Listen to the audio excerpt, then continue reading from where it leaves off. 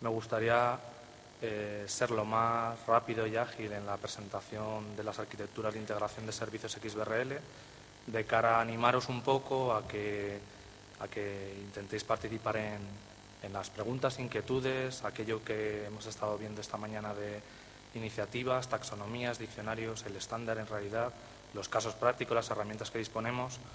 y poder plantear un poco la dinámica de las arquitecturas de servicios, de cómo poner en marcha soluciones de XBRL, qué hay en XBRL para mí, para mi organización y cómo puedo poner yo en marcha tecnológicamente este estándar. No sé cuántos de vosotros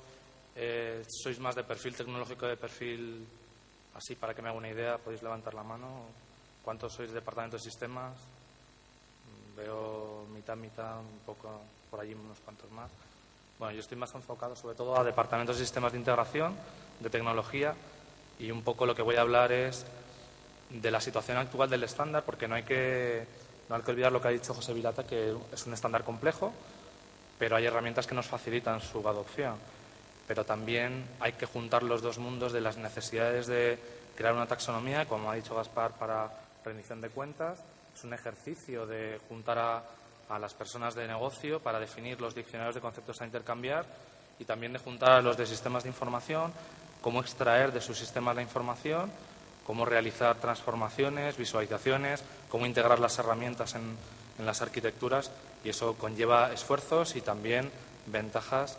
y conlleva un uso de un estándar que muchas de las veces repercute en ampliaciones del propio estándar, como hemos ido viendo a lo largo de estos últimos años. Ya en este tercer congreso ya hemos adquirido un poco de experiencia en ver dónde estamos a la hora de abordar estándares y qué más nos depara el uso de este estándar a medio y a largo plazo.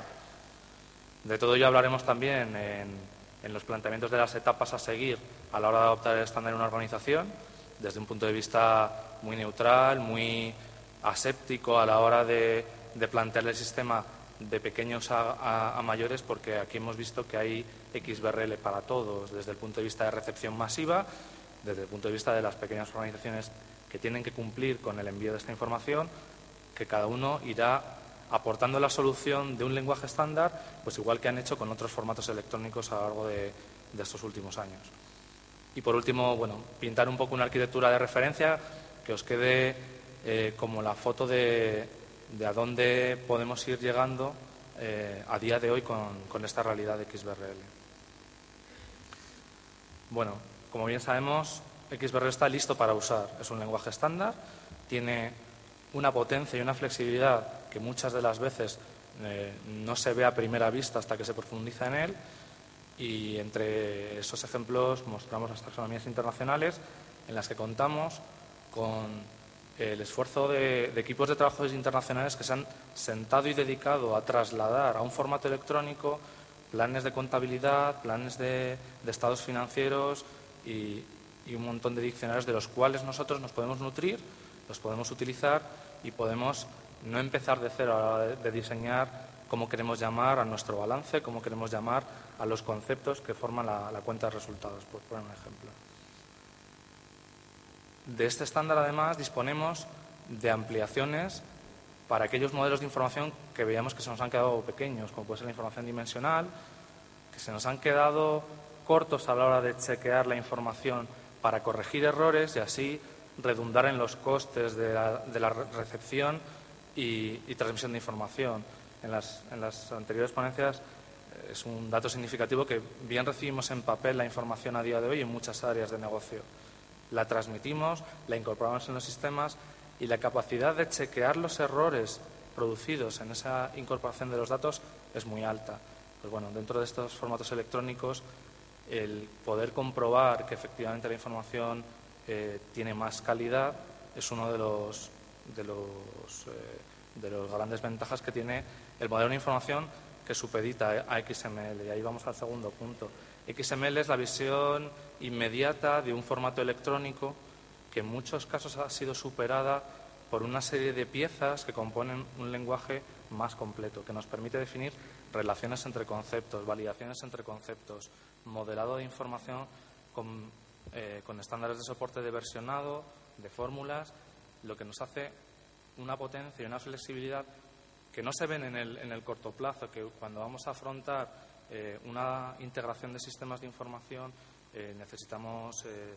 salir inmediatamente con un formato electrónico. Pero en el medio y largo plazo, el tener diccionarios de conceptos mantenibles y escalables y evolutivos en el tiempo y homogéneos y armonizados con otros diccionarios de conceptos es lo que le da una potencia a definir un plan de cuentas global, a definir rendiciones de liquidaciones, etcétera. Además, tenemos la ventaja de que no hemos empezado hoy a trabajar en España en XBRL y ya contamos con más de 10 taxonomías públicas de muy diversa índole, empezando en el área financiera, pero que poco a poco vamos hacia las administraciones y hacia datos generales de identificación de empresas, responsabilidad social corporativa y una serie de áreas en las que el intercambio de información entre distintos agentes participantes es muy importante. Estas son un poco las etapas iniciales que muchas de las organizaciones se van llevando a cabo a la hora de adoptar el estándar. Hemos oído hablar de pilotos. El lanzamiento de un piloto interno tiene muchas ventajas. La primera es saber de lo que estamos trabajando, poder de una manera bastante perfecta evaluar cuánto de bueno tiene, cuánto de esfuerzo hay que hacer inicialmente y qué barreras y problemas nos vamos a encontrar o qué tenemos, no solo en el estándar XBR, sino en la propia organización. En un piloto interno de intercambio surgen agentes como cada uno me envía la información en un formato distinto y además llama las cosas de forma diferente. Entonces, en ese proceso de intercambio surgen de manera impulsada por un lenguaje estándar puestas en común de conceptos a la hora de homogeneizar la información. Una vez que suelen pasar las etapas de los pilotos, se hace una evaluación de qué requerimientos de reporting a un nivel más amplio de arquitectura podemos necesitar. Entonces, se estudian qué taxonomías se utilizan, si existen, si las podemos extender, si las tenemos que crear, qué herramientas disponibles hay en el mercado, las evaluamos, las vemos si nuestro sistema es una herramienta para una necesidad grande, pequeña, es escalable, tiene soporte en España, sistemas de los que extraer información, y esto es algo del día a día de los departamentos de sistemas informáticos. Vosotros conocéis perfectamente que a la hora de extraer las informaciones hay multitud de tareas de transformación, problemas arquitectónicos, conversores, etcétera. Y de todos estos servicios ir haciendo un poco la lista de requerimientos para dar paso,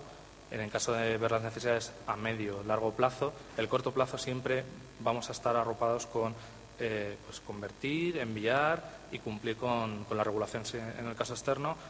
pero probablemente estemos menospreciando o quitándole el valor añadido de utilizar una información en la que se ha gastado muchísimo esfuerzo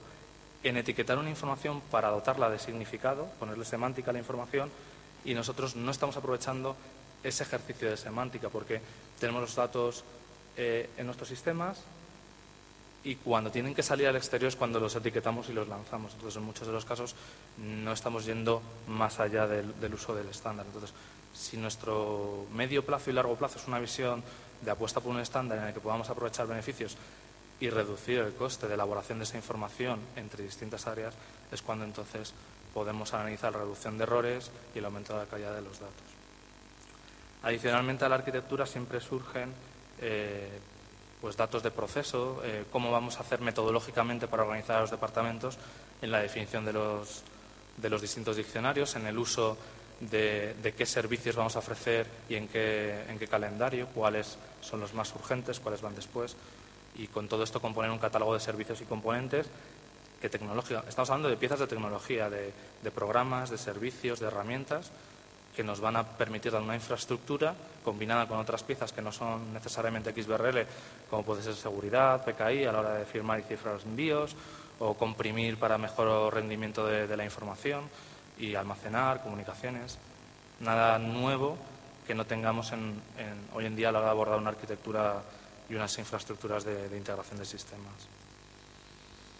Después de todo esto, lo que ya tenemos en los casos de usos actuales son una serie de lecciones que es gratuito poder compartirlas a la hora de decir, sí, esto es lo que realmente ya hemos aprendido. Y quizá haya unos pasos más de futuro, pero lo que sí que sabemos a día de hoy es que la taxonomía facilita la homogeneización de la información y que cuantas más fuentes de datos o más sistemas entran a participar en este intercambio de información homogénea, más beneficios vamos a obtener.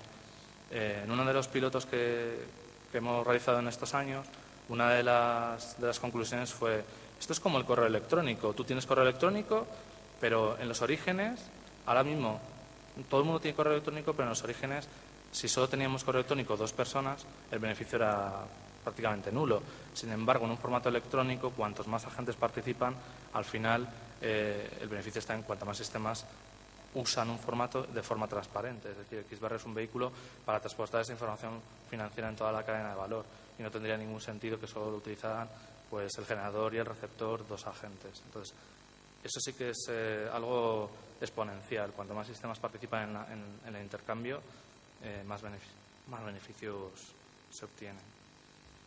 Y bueno, lo que hemos dicho antes de la entrada manual de datos y el menor esfuerzo en la preparación. No nos engañemos, menor esfuerzo en la preparación siempre tiene un coste inicial, es decir, los sistemas existen tal cual y hay que adaptar las herramientas y hay que ponerlas en marcha. El beneficio suele llegar en el medio plazo. Bueno, a modo de resumen, podemos clasificar los requerimientos para una arquitectura en funcionales y técnicos, y dentro de los funcionales podemos hablar tanto de taxonomías, de informes, de sistemas, de procesamiento, de validación, de visualización, de comparación y análisis, ya en una etapa un poco más avanzada, y de las arquitecturas técnicas, cualquier arquitectura de cualquier plataforma tecnológica que demande una escalabilidad. Esto es algo que tú puedes traer una arquitectura del gran tamaño al pequeño tamaño. Podemos tener el rol de receptor masivo de informes, como puede ser Banco de España, CNMV o las administraciones públicas donde se rinden cuentas. O podemos pensar también que dentro de un sistema que genera informes en modo ASP a 50 ayuntamientos que no tienen capacidad y que delegan en un gran servicio de infraestructuras de XBRL, que vamos a ser un poco los que tengamos delegado, que tienen que ser un sistema escalable, robusto, que tenga la facilidad de encapsular y aislar toda esta complejidad del estándar XBRL con APIs, con herramientas, con procesadores, con validadores, y que además se lleve bien y conviva con el resto de sistemas de la plataforma, que sea independiente del lenguaje de desarrollo de la plataforma, que pueda hablar con sistemas del backend, con sistemas de comunicaciones, etcétera. Desde el punto de vista resumen del cuadro de funcionalidades XBRL, pues podemos priorizar también en nuestro camino dentro de la integración de sistemas qué es lo más prioritario para nosotros: validar XBRL, generar, convertir de nuestro formato